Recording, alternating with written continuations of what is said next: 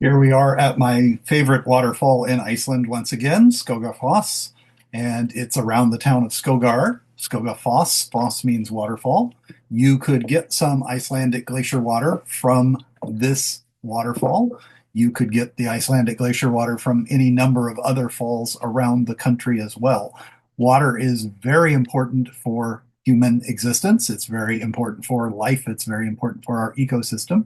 The movement of water, which is typified in waterfalls such as Skogafoss, is very important for the quality of life. What we have is issues of health and sanitation because flowing water takes away waste and reduces disease spread. And when you have stagnant water, sometimes you have things like malaria, mosquitoes, other kinds of things. People in Indiana certainly know that in the summer. It affects the food supply, whether we have droughts or floods, figuring out how much is enough water, how much is not enough, how much is too much. Having clean water just for drinking purposes and cleaning purposes. We also have things like using water for energy. When we put it through hydroelectric dams, for example, we can power entire cities. Water is important for just basic life and climate. The water cycle is hugely important in the way that our situation here on Earth manifests. There is a site that I think it's pronounced FET. It could be PHET.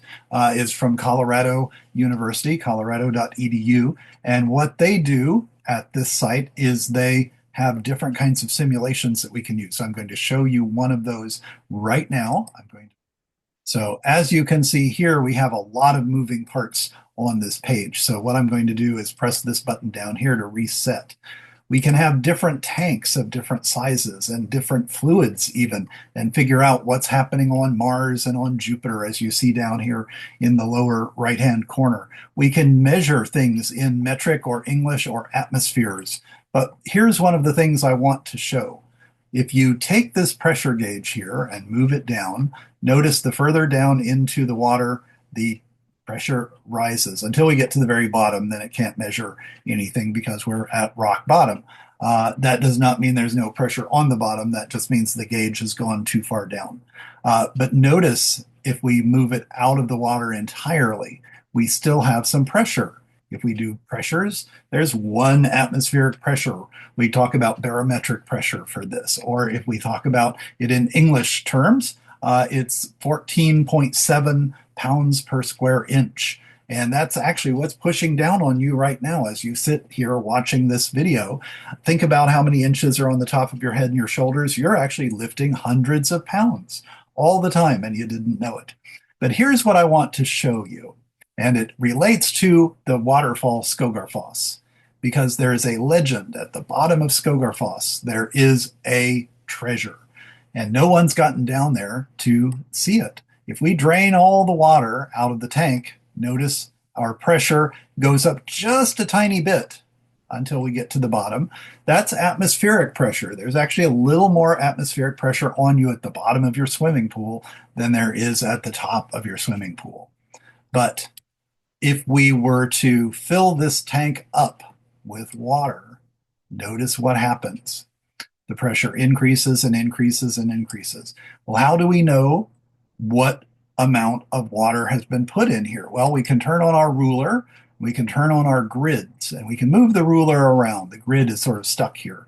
But this shows, again, we're using English measurements, 10 feet. An in-ground swimming pool often will have a 10-foot deep end, so you can dive in and not hit your head. So at the bottom of that, you're going to have this much pounds per square inch on you. You might notice if you go swimming that the further down you go, the more pressure builds up. And 10 feet of water is not actually that much pressure, because when we go out back up to the atmosphere, notice it's only about 4 pounds, 4.5 pounds more. But if you think about it at 20 feet and 30 feet and 40 feet and 50 feet, it's just going to keep going and going and going in terms of the pressure on you. That's why we can't dive all the way to the bottom of the ocean just without very special equipment. We can't often dive even to the bottom of the pond in front of Skogarfoss. So what I would propose for our classroom activity is to think about how deep that pond is and what we might need to do to get down to see if there's a treasure, knowing that we can't empty it because the water keeps coming and coming and coming. I'm going to show you a couple of videos here that I have taken at the waterfall, and I'm going to give you a couple of pictures of a waterfall on the other side of this mountain. All of the water that's here is actually flowing from a glacier on the top of the mountain, and it spreads over South Iceland, and it has waterfalls in the east and in the west and in the south. And part of the glaciers in the southern part of Iceland are actually on top of volcanoes, and that's what happened not too long ago. So even the water on top of volcanoes has a role to play in the way the environment is shaped. And we'll talk about that in another lesson. Here at Skogarfoss, we can see the base of the waterfall. The waterfall is probably close to 40 stories high. And if you see that little person in red way back in the back there, that gives you a better understanding of just how giant this waterfall is compared to the people who are around it.